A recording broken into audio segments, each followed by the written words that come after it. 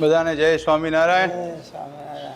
આજે આપણે ધોલેરા તીર્થ દર્શન યાત્રામાં પ્રસાદીનું મહાન વાગડ ગામમાં આપણે પધાર્યા છીએ। જૂની પ્રસાદીની મૂર્તિ છે। આ બધા દરબારોનો સત્સંગ અહીંયા વધારે થતા, રાઈટ।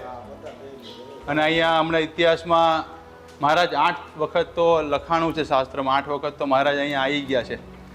અને ભાઈ આત્માનંદ સ્વામી અહીંયા વિશેષ કરીને રહેતા હતા અને એમને આ બધી પ્રસાદીની વસ્તુ ભાઈ આત્માનંદ સ્વામીની જ છે। મહારાજ અહીંયા ઘણી વખત આવતા।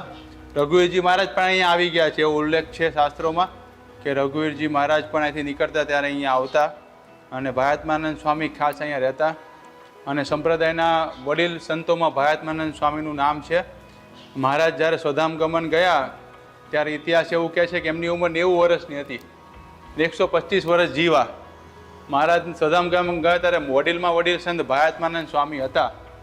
અને આપણા સંપ્રદાયના નવલખા શેઠ શિવલાલ શેઠનો ઇતિહાસ પણ આની હારે જોડાયેલો છે। અહીંયા શિવલાલ શેઠ સ્વામીની સેવા કરવા આવતા હતા અને ત્યારે સ્વામી બીમાર પડ્યા અને ધામમાં જવાનું હતું તો શિવલાલ શેઠે એની બહુ સેવા કરી, શિવલાલ શેઠે સ્વામીની। તો સ્વામી બહુ રાજી થયા અને સ્વામીએ કીધું કે શિવલાલ માગ શું આપું? તો શિવલાલે કે તમે ધામમાં જાઓ તો મને લઈ જજો। તો સ્વામી કહે કે તારી ઉંમર તો બહુ નાની છે પણ તમે માગવાનું કીધું એટલે મારે એ માગવાનું છે। અને ઇતિહાસ એવો લખે આપણા શાસ્ત્રોમાં કે સ્વામી ભાઈ આત્માનંદ સ્વામી ધામમાં ગયા, પછી શિવલાલ શેઠ અગ્નિ સંસ્કાર કરવા ગયા અને પછી એમને રસ્તામાં જ બીમાર પડી ગયા અને પછી ઘરે ગયા અને પછી મહારાજ એમને ધામમાં લઈ ગયા। આપણે શાસ્ત્રોમાં કથામાં ઘણી વખત સાંભળીએ છીએ કે શિવલાલ શેઠે આવું માગ્યું હતું પણ એ અહીંયા ભાઈ આત્માનંદ સ્વામીની જગ્યામાં માગ્યું હતું અહીંયા।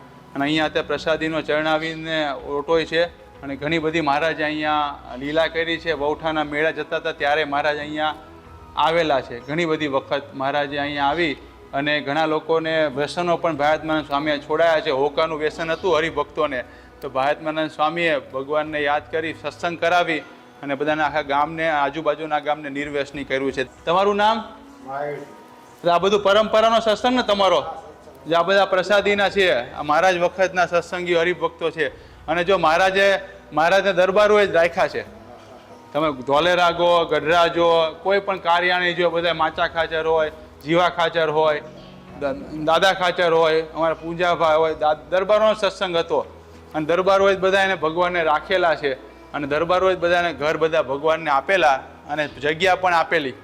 તો આ બધું પ્રસાદીનું છે। વાગડ ગામ છે, તમે ધંધુકાથી રાણપુર જાઓ તો વચ્ચે આવે વાગડ ગામ, તો કોઈ વખત દર્શન કરવા બધા પધારજો। આ વિડીયોનો આશ્રય એ છે કે આ બધી જૂની બધી વસ્તુ સાચવેલી છે। આ પ્રસાદીનું સિંહાસન છે, આ જૂના બધા હરિભક્તો છે, હવે પછી પેઢીમાં જોવા નહીં મળે એટલે આ બધું જૂનું મંદિર સાચવેલું છે અને આપણા મૂળ સંપ્રદાયનું છે। સ્વામિનારાયણ સંપ્રદાય મૂળ વડતાલ ગાદીનું, ધોલેરા દેશ ભાલ પ્રદેશનું આ મૂળ મંદિર છે કે નંદ સંતો અહીંયા આવતા હતા। તો એ બધોનો ઇતિહાસ આપણે જોઈને બધા ધન્ય ભાગી બનીએ। તો જય સ્વામિનારાયણ।